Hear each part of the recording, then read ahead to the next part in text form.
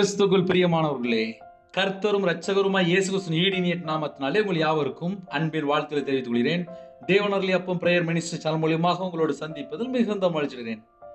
தினம்தோறும் பரிசுத்த வேதாந்தத்திலிருந்து ஒரு வாக்குத்தத்தங்களை தேவனுடைய நாம மகிமைக்கு என்று நாம் தியானித்து புதிய நாளுக்காக நாம் ஜெபிக்கிறோம். மத்தேயு சுவிசேஷம் 18ஆம் அதிகாரம் 2 முதல் 4 ஆகிய வசனங்கள். இயேசு ஒரு பிள்ளையை தம்மிடத்தில் அழைத்து அதை அவர்கள் நடுவே நிறுத்தி, நீங்கள் மனம் திரும்பி பிள்ளைகளைப் போல் ஆகாவிட்டால் பரலோக ராஜ்யத்தில் பிரவேசிக்க மாட்டீர்கள் என்று மெய்யாகவே உங்களுக்கு சொல்லுகிறேன். ஆகையால் இந்த பிள்ளையைப் போல தன்னை தாழ்த்திறன் எவனோ அவனே பரலோக ராஜ்யத்தில் பெரியவனாய் இருப்பான். ஹல்லேலூயா. கிறிஸ்துவுக்குள் பிரியமானவர்களே, இன்னைக்குள்ள வாக்குத்தத்தம் என்ன தெரியுமா? அவனே பரலோக ராஜ்யத்தில் பெரியவனாய் இருப்பான். ஹல்லேலூயா. யாரு பெரியவனா இருப்பான்? அந்த ஆன்சருக்கு நம்ம தியானிக்கும் போது அறிந்து கொள்ள முடியும். இயேசு ஒரு பிள்ளையை தம்மிடத்தில் அழைத்து அதை அவர்கள் நடுவே நிறுத்தி, நீங்கள் என்கிறார். நீங்கள் அப்படின்னா எல்லாரும் உள்ள வந்து சேர்ந்துருவோம். நீங்கள் மனம் திரும்பி பிள்ளைகளைப் போல் ஆகாவிட்டால், மனம் திரும்பி பிள்ளைகளைப் போல் ஆகாவிட்டால், அப்போ ஒரு குடும்பத்திலே 4 பேர் இருக்கிறாங்க, 6 பேர் இருக்கிறாங்க அப்படின்னா கர்த்தரை விட்டு தள்ளி போற ஏதோ ஒரு காரியத்துல போய் சிக்கி கொள்வாங்க. அதுல எக்ஸாம்பிளுக்கு ரவிராஜ் ஒரு ஆள். கர்த்தரை விட்டு தள்ளி போன ஒரு துன்மார்க்கன், ஒரு பாவி, அக்கிரமக்காரன். ஆனால் சர்ச்சில் போய் அழுது ஜெபம் பண்ண ஆரம்பிச்சேன், கையில பைபிள் எடுத்து வாசிக்க ஆரம்பிச்சேன், நான் பிரதான பாவி என்பதை அறிந்து கொண்டேன். அவருடைய சமூகத்துல போய் மனம் திரும்பி என் பாவத்தை மன்னிங்க உணர்ந்து தாழ்த்தி கண்ணீரோடு ஜெபிக்க ஆரம்பிச்சேன். இதுதான் என்னுடைய வாழ்க்கையில ஹையஸ்டான ஒரு ஜெபம்னு சொல்லலாம். ஏன்னா எனக்கு ஜெபம் பண்ண தெரியாது. ஒருவேளை இன்னைக்கு வேணா நீங்க எல்லாரும் செய்தி கேட்பீங்க. ஆனா நான் சொல்றது எப்படின்னா 2015 2016 எனக்கு எப்படின்னே எனக்கு தெரியாது. சர்ச்சுக்கு போவேன், கண்ணீரோடு அழுது ஜெபம் பண்ணுவேன். என்னை மன்னிங்கப்பா, விக்கிரத்துக்கு போய் பணம் கொடுத்தேன்ப்பா, மனுஷனை நம்பியே வாழ்ந்துட்டேன்ப்பா, என்னை மன்னிங்கப்பா, என் பாவத்தெல்லாம் மன்னிங்கப்பா, என் பாவத்தெல்லாம் மன்னிங்கப்பா, இப்படிதான் ஜெபம் பண்ணிட்டு இருந்தவரேன். ஆனா என்னென்ன காரியம் என்னென்ன அப்படின்னு எனக்கு தெரியாது. ஆனா ரட்சிக்கப்பட்டதுக்கு அப்புறம் கையில பைபிள் எடுத்து வாசிக்க அப்புறம் தான் தெரிஞ்சது, பாவம் அப்படின்னு சொல்லி பார்க்கும்போது ஏகப்பட்ட பாவம் இருக்கு பொழுது. பொய் பேசினாலும் நாசம் அடைவான்னு சொல்லி போட்டுருந்துச்சு. வியாபாரத்துக்கு நல்ல பொய் பேசி இஷ்டம் போல வாழ்ந்தேன். மனம் திரும்பினதுக்கு அப்புறம் தான் தெரியுது பொய் கூட பாவம் தான் அப்படின்னு சொல்லி. இப்படி எத்தனையோ காரியங்கள் எழுதப்பட்டிருக்கு. தீமை யோசிக்கிறது கூட பாவம் தான். தீமை யோசிக்கிறது கூட பாவம் தான். கண்ணில் தப்பா பார்த்தா பாவம் தான். இதயத்தினுடைய நினைவுல கூட தப்பா இருந்தா பாவம் தான். இப்படி எத்தனையோ பாவங்கள் எழுதப்பட்டிருக்கு. அப்ப என் வாழ்க்கையில நான் பல காரியத்திலே கற்றுக்கொண்டு வந்ததுனால அது எல்லாம் சேர்த்து சொல்லி தரேன். மனம் திரும்பி பிள்ளைகளை போல ஆகாவிட்டால், அப்ப தேவன் எதை எதிர்பார்க்கிறார்? கடைசி காலத்துல கள்ள உபதேசம் சொல்லி ஒரு செக்ஷன் இருக்கு. கள்ள உபதேசம். அந்த கள்ள உபதேசத்தை நம்ம எப்படி அறிந்து கொள்ளலாம் அப்படின்னா, ஒன்லி டயலாக் பிரசங்கம் மட்டும்தான் இருக்கும், மனம் திரும்புற பிரசங்கம் இருக்காது. கர்த்தருடைய பிள்ளைகளு நீங்க எந்த செய்தி கேட்டாலும் சரி, உங்க வாழ்க்கையிலே மனமாற்றம் இருக்கா, மனம் திரும்புதல் இருக்கா, கர்த்தருக்கு பிரியமானபடி வாழ முடியுதா, அதை நீங்க கொஞ்சம் செக் பண்ணி பார்க்கணும். இதை ஏன் கொஞ்சம் ஆழமா சொல்றேன் அப்படின்னா, என் வாழ்க்கையில நான் கஷ்டப்பட்டு பல பிரச்சனைக்கு நடுவுல நான் ஊழியத்துக்கு வந்ததுனாலே அதை நான் அப்படியே சொல்லி தரேன். ஏன்னா சில குடும்பத்துல யோசிப்பீங்க, பிரதர் உங்களுக்கு என்ன பிரதர் அப்படிம்பாங்க. வேதம் தெளிவா எழுதப்பட்டிருக்கு, சிறு பிள்ளை போல, சிறு பிள்ளை போல மாறணும். சிறு பிள்ளை போல மாறினா மட்டும்தான் பரலோக ராஜ்யத்திலே பிரவேசிக்க முடியும். நீங்கள் மனம் திரும்பி பிள்ளைகளை போல் ஆகாவிட்டால் பரலோக ராஜ்யத்தில் பிரவேசிக்க மாட்டீர்கள் என்று மெய்யாகவே உங்களுக்கு சொல்கிறேன். அப்ப பரலோகத்துக்கு போற வாசல் எது அப்படின்னு சொல்லி கண்டுபிடிச்சதுல, மனம் திரும்பி பிள்ளைகளை போல் ரவிராஜா இருந்தாலும் மனம் திரும்பினா மட்டும்தான் பரலோக வாசல் போய் நான் நிக்க முடியும். செய்தி வேணா, நம்ம யூடியூப்ல வேணா, ஆன்லைன்ல வேணா 1000 செய்தி பேசிடலாம், எத்தனையோ செய்தி பேசிடலாம், பேசுற ஈஸி. ஆனா தேவன் எதை தெரியுமா பார்க்கிறார்? கிரியை தான் பார்க்கிறார், செயல்களை பார்க்கிறார். நான் பரலோகத்துக்கு போனேன் அப்படின்னா நான் எப்படி வாழ்ந்தேன், நான் என்ன செஞ்சேன், என்னுடைய செயல் என்ன, என்னுடைய கிரியை என்ன, அவனுக்கு நான் அளிக்கும் பலன் என்னோட கூட வருகிறது. நான் துன்மார்க்கனா வாழ்ந்தேன்னா அதற்கேற்ற தண்டனையும் சேர்த்து வரும். நான் நீதிமான வாழ்ந்தேன்னா அதற்கேற்ற கிஃப்ட்டும் எனக்கு வரும். நான் கர்த்தரை விட்டு தள்ளி போய் பாவம் பண்ணிட்டேன்னா, இயேசு கிறிஸ்துவே என் பாவத்தை மன்னிச்சிருங்கப்பா, என் பாவத்தை மன்னிச்சிருங்கப்பா, என் பாவத்தை மன்னிச்சிருங்கப்பா, என் பாவத்தை மன்னிச்சிருங்கப்பா, என் பாவத்தை மன்னிச்சிருங்கப்பான்னு சொல்லி அவருடைய சமூகத்தில் தாழ்த்துறது தான் அழகா எழுதப்பட்டிருக்கு. நீங்கள் மனம் திரும்பி பிள்ளைகளை போல் என்று எழுதப்பட்டிருக்கு.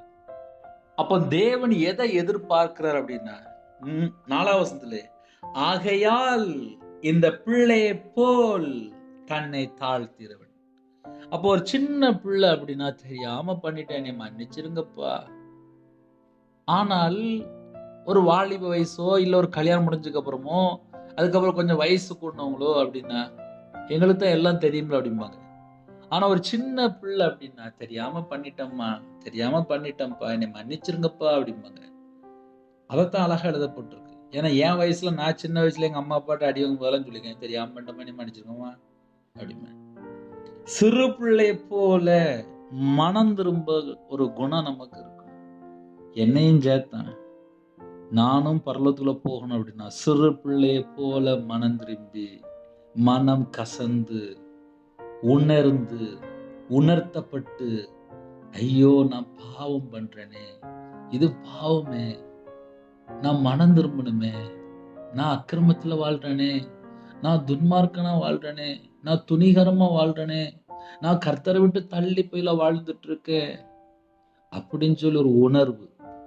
அந்த உணர்வு ஒரு மனுஷனுக்குள்ள வந்துட்டு அப்படின்னா, அவன் ஆட்டோமேட்டிக்கா தேவனோட சமூகத்துல போய் கண்ணீரோடு ஜெபம் பண்ண ஆரம்பிச்சிருவான். நான் செஞ்ச தப்பு தான்ப்பா, என்னை மன்னிச்சிருங்கப்பா, என்னை மன்னிச்சிருங்கப்பா அப்படின்னு சொல்லி தாழ்த்த ஆரம்பிச்சிருவான். அதைத்தான் அழகா எழுதப்பட்டிருக்கு 4ஆம் வசனத்திலே. ஆகையால் இந்த பிள்ளையை போல தன்னை தாழ்த்துகிறவன் எவனோ. அப்போ தேவன் யாரை சொல்றார் அப்படின்னா, தன்னை தாழ்த்துகிறவன் எவனோ. அப்போ தேவனுக்கு முன்பாக எந்த அளவுக்கு நம்ம தாழ்த்துறோமோ அந்த அளவுக்கு நம்மளை உயர்த்துவார். எந்த அளவுக்கு நம்ம தாழ்த்துறோமோ அந்த அளவுக்கு உயர்த்துவார். சில குடும்பத்திலே தாழ்த்தவே பிடிக்காது. நான் என்ன பாவம் பண்ணிட்டேன், நான் என்ன பண்ணிட்டேன், நான் யாருக்கு எதுவும் செய்யலையே அப்படிம்பாங்க. ஆனா சில குடும்பத்திலே அவங்களுக்கே தெரியாம கடினமான இருதயமா இருப்பாங்க. கடினமான இருதயமா இருப்பாங்க, கண்டுபிடிக்க ரொம்ப கஷ்டம். கடினமான இருதயமா இருக்கும்போது கண்டுபிடிக்க முடியாது, உணர்வே இருக்காது. ஏன்னா கடைசி காலத்துல இப்ப என்ன நடக்குன்னு சொல்லி கண்டுபிடிச்சு பார்த்ததில்லை. என் வாழ்க்கையில நான் கண்டுபிடிச்சதில்லை. கடினமான இருதயம் வந்து பல காரியங்கள் ஆசீர்வாதத்து தடையா இருக்கும். நொறுங்குண்ட இருதயத்தை தான் தேவன் எதிர்பார்க்கிறார். சதையான இதயத்தை தேவன் எதிர்பார்க்கிறார். ஏன்? ஒரு உணர்வுள்ள ஆவி வரணும் அப்படின்னா கடினமான இதயம் இருக்கக்கூடாது, சதையான இதயம் இருக்கணும். இன்னைக்குள்ள வாக்குத்தத்தம் என்ன தெரியுமா? பரலோக ராஜ்யத்தில் பெரியவனா இருப்பான். பரலோக ராஜ்யத்துல பெரியவனா இருப்பான்னா எவ்வளவு கிஃப்ட் தெரியுமா? இந்த ரவிராஜெல்லாம் ஒண்ணுமே இல்லப்பா, மண்ணு, அவ்வளவுதான், ஜஸ்ட் மண்ணு, களிமண். இந்த களிமண் எடுத்து உருவாக்குறாரு, தம்முடைய ரத்தத்தினாலே கழுவி சுத்திகரித்து நீ உருவாக்குறாரு. எவ்வளவு கிஃப்ட் தெரியுமா? அந்த வேடெல்லாம் நீங்க யோசித்து பாருங்களேன். ரவிராஜ் ஒரு களிமண், அந்த களிமண்ணை தம்முடைய ரத்தத்தினால கழுவி சுத்திகரித்து புடமிட்டு உருவாக்கி கொண்டிருக்கிறார். அவருடைய சாயல்ல, அந்த சாயல் என்னைக்கு பரிபூர்ணம் அடையுதோ அன்னைக்கு நான் பரலோக ராஜ்யத்தில் இருப்பேன். ஹல்லேலூயா. பரலோக ராஜ்யத்திலே பெரியவனா இருப்பான் என்று எழுதப்பட்டிருக்கு. இன்னைக்கு காலையில எல்லாரும் கேட்பீங்களா, என்னையும் உடைச்சு உருவாக்குங்கப்பா, நான் பரலோக ராஜ்யத்திலே பெரியவனா இருக்கணும்ப்பா, என் வாழ்க்கையில நான் கத்தரை விட்டு எந்தெந்த காரியத்தில் தள்ளி போறனோ அந்த எல்லா பாவத்தையும் மன்னிங்கப்பா, நானும் தாழ்த்துறேன்ப்பா, அப்படி சொல்லுவீங்களா? நம்ம எல்லாரும் ஜெபிப்போமா? கண்களை மூடி நாம் ஜெபம் செய்வோம். அன்பின் கர்த்தாவே, உம்மை நன்றியோடு துதிக்கிறோம் செய்கிறோம்ப்பா. கிருபை மகிம் நிறைந்தவரே, உம்மை நன்றியோடு துதிக்கிறோம் செய்கிறோம் ராஜா. எங்களுக்காக ஜீவனை தந்த ஜீவாதிபதியானவரே, உம்மை நன்றியோடு துதிக்கிறோம் செய்கிறோம் ராஜா. வானத்துக்கும் பூமிக்கும் சகல அதிகாரம் உள்ளவரே, உம்மை நன்றியோடு துதிக்கிறோம் செய்கிறோம் ராஜா. மரித்தேன் சதா காலங்களிலும் உயிரோடு இருக்குன்னு சொன்னவரே, உம்மை நன்றியோடு துதிக்கிறோம் செய்கிறோம் ராஜா. உங்க பாதபடியிலே எங்களை களி மண்ணாக அர்ப்பணிக்கிறோம். உமக்கு முன்பாக ஒருவனும் நீதிமான் அல்ல, எல்லாரும் பாவம் செய்து ஏகமாய் கெட்டு போனார்கள். கெட்டு போன பாவியை மீட்டெடுக்க தேவன் மாம்சத்தில் வெளிப்பட்டீங்க. உலகத்தின் பாவத்தை சுமந்து தீர்க்கிற தேவாட்டுக்குட்டியா வெளிப்பட்டீங்க. உங்க கரத்துல அர்ப்பணிக்கிறோம். ஜெபிக்கிற எல்லா குடும்பமும் ரட்சிக்கப்பட வேண்டும், நித்திய ஜீவனுக்கு வர வேண்டும். எங்களை தாழ்த்திரும். இந்த நாளை ஆசீர்வதித்தாங்க. ஜெப அபிஷேகம் தாங்க, துதிக்கிற அபிஷேகம் தாங்க, வேதத்தை தியானிக்கிற அபிஷேகம் தாங்க, பரிசுத்தாவினால் நிரப்புங்க, அக்னி அபிஷேகம் நிரப்புங்க, உங்களுடைய வல்லமையினால் நிரப்புங்க, கிருபையினால் நிரப்புங்க. யாரெல்லாம் தங்களை தாழ்த்தணும், உங்களுடைய பிரசன்னம் இறங்கி வரட்டும், உங்களுடைய வல்லமை இறங்கி வரட்டும், உயிர்ப்பிக்கிற ஆவியான இறங்கி வாங்க. ரட்சிப்பின் வசத்தை தாங்க, நீதியின் சால்வை தாங்க, துதியின் அபிஷேகம் நிரப்புங்க. கர்த்தருக்காக மட்டுமே நாங்க வாழணும்ப்பா. அந்த கிருபை எங்களுக்கு தாங்கப்பா. பரலோகத்துல வரணும், எங்களுக்கு கிருபை தாங்கப்பா.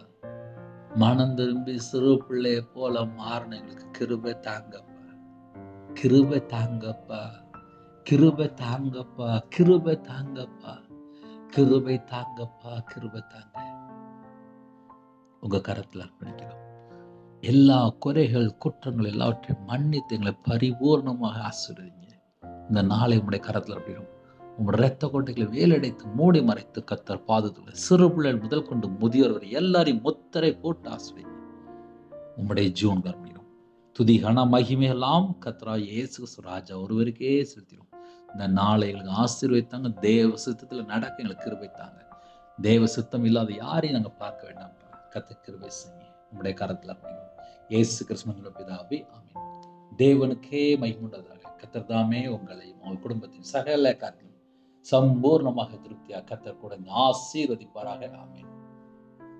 கர்த்தராகிய இயேசு கிறிஸ்துவின் கிருபையும் பிதாவாகிய தேவனுடைய அன்பும் பரிசுத்தருடைய ஐக்கியம் இப்பொழுதும் எப்பொழுதும் சதா காலங்களிலும் நம் அனைவரும் கொடுப்பதாக. ஆமென். கிறிஸ்துவுக்குள் பிரியமானவர்களே, 9363064181 நம்பருக்கு கொண்டால் நாங்கள் உங்களுக்காக குடும்பத்துக்காக ஜெபிப்போம். நீங்களும் எங்களுக்கு ஊழியக்காக தொடர்ந்து ஜெபித்து கர்த்தர் உங்களையும் உங்கள் குடும்பத்தில் சகல காரியத்தையும் சம்பூர்ணமாக திருப்தியாக கர்த்தர் கொடுத்து ஆசீர்வதிப்பாராக. ஆமென். God bless you. Thanks for watching. Please subscribe our channel. Click the like and share. Click the bell. God bless you.